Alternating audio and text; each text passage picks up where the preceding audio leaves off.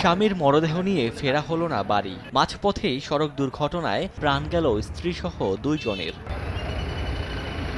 বুধবার ভোরে রাজারবাগ পুলিশ হাসপাতাল থেকে পুলিশ কর্মকর্তা তাহেরের বাবা ইসমাইল হোসেনের মরদেহ নিয়ে গ্রামের বাড়ি যশোরে যাচ্ছিলেন স্বজনরা। ঢাকা নড়াইল মহাসড়কের বালিয়াডাঙ্গা এলাকায় পৌঁছালে বেপরোয়া গতির বাসের সঙ্গে অ্যাম্বুলেন্সের সংঘর্ষ হয়। ঘটনাস্থলে মারা যান ইসমাইল হোসেনের স্ত্রী জাহানারা। হাসপাতালে নেয়ার পর মৃত্যু হয় চালকের। আহত পুলিশ উপপরিদর্শক তাহের সহ 5 জনকে যশোর মেডিকেল কলেজ হাসপাতালে পাঠানো হয়। চাচা মারা গেছে, চাচার নিয়ে আমরা আসতেছিলাম। আসার পথে আমাদের এই অ্যাম্বুলেন্সে আসলে নড়াইল এসে এখানে বাসের সাথে অ্যাম্বুলেন্সের মুখোমুখি সংঘর্ষ হয়েছে। তারপর থেকে অ্যাম্বুলেন্স উল্টে যাতে আমাদের চাচি মারা গেছে। সড়ক দুর্ঘটনায় 2 জন মারা যায় আর 5 জন আহত হয়। যে ঘাতক গাড়ি আমাদের পুলিশের হেফাজতে আছে, পরবর্তী আইনগত ব্যবস্থা প্রক্রিয়াধীন। এদিকে খুলনা যাত্রীবাহী বাস পুকুরে পড়ে এক যুবক নিহত হয়েছেন।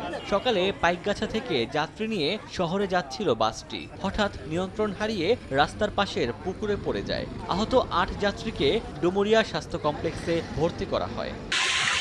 এছাড়া কুড়িগ্রামে ট্রাক চাপায় প্রাণ গেছে অটোরিকশার এক যাত্রীর, আহত হয়েছেন 2 জন।